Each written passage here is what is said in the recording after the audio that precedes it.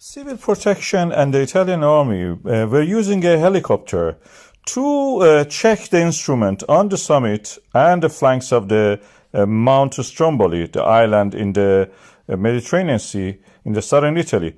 And then they witnessed this event, explosion, a pyroclastic explosion, which created a flow, avalanche of the pyroclastic material. These are the hot, shattered rock pieces and ash which flow like an avalanche down the slope. And the result is this event. We see it now here, moving toward the Ionian Sea, that part of the Mediterranean Sea which is adjacent to the Sicily and the mainland Italy.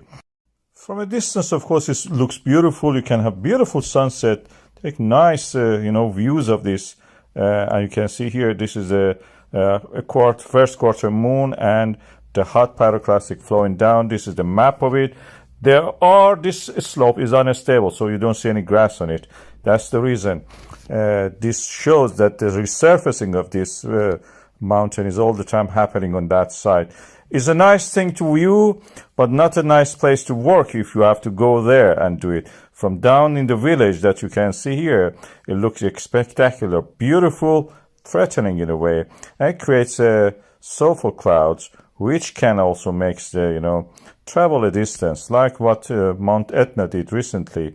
Stromboli also do the same. In this region is dotted with the volcanoes. You can see Stromboli itself is just little island.